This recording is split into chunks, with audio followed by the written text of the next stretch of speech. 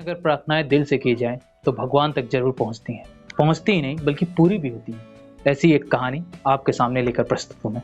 नमस्कार, मैं आपका दोस्त मिश्रा विकास अपने चैनल इमोशनली एंड प्रैक्टिकली मैं आपका एक बार फिर से स्वागत करता हूं।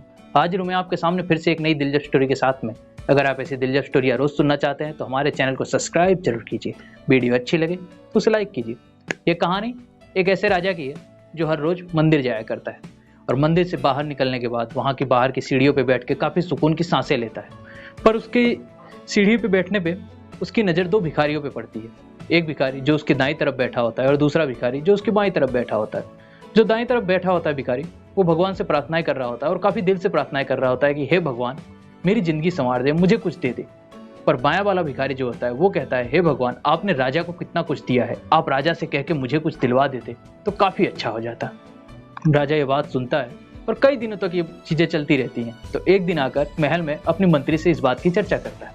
चर्चा को मंत्री सुनकर कहता है कि देखिए, दाएं वाला जो भिखारी है उसकी मदद भगवान किसी न किसी दिन कर ही देंगे। आपको बाएं वाले की मदद करनी चाहिए क्योंकि वो आपसे चीजें मांगता है। राजा कहते हैं, ठीक है, एक काम करो, उसे स्वादिष्ट खीर पहुंचाओ और उससे कहना कि ये राजा ने भिजवाई है।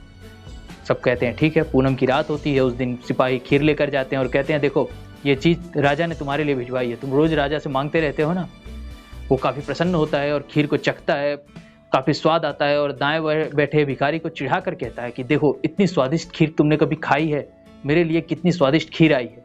तुम अपने भगवान से मांगते रहो, तुम्हारे भगवान ने कभी कुछ तुम्हें नहीं दिया है। पर राजा ने एक बात किसी को नहीं बताई थी सिवाय मंत्री के, कि उस खीर में राजा ने कई सोने के सिक्के डाले थे।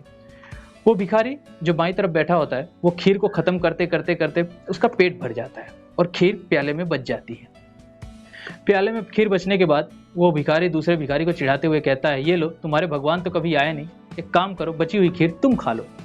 दाएं वाला भिखारी भी काफी दिनों से भूखा होता है, बिना कुछ कहे वो खीर उठाकर पीने लगता है और उसमें पड़े सोने के सिक्के उसे दिख जाते हैं। अगले दिन राजा वापस आता है और देखता है कि दाएं तरफ भिखारी नहीं है पर बाएं तरफ वाला भिखारी वहीं बैठा है। राजा उससे कहते हैं, लगता है तुमने खीर पूरी नहीं खाई थी। वो कहता है, नहीं राजा, बात तो सही है, आपने इतनी स्वादिष्ट और इतना ज़्यादा खीर भिजवाई थी कि मेरा आधे में ही पेट भर गया और बाकी खीर मैंने उसे दे दी। वो हमेशा भगवान की प्रार्थनाएं करता रहता था, भगवान उसकी मदद कभी करते नहीं थे, इसलिए मैंने वो खीर उसे दे दी।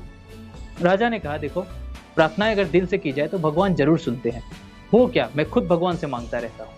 और उस दिन भगवान ने उसकी सुन ली। मैंने उस खीर में कई सोने के सिक्के डाले थे और वो सोने के सिक्के उसे मिल गए, तुम्हें नहीं।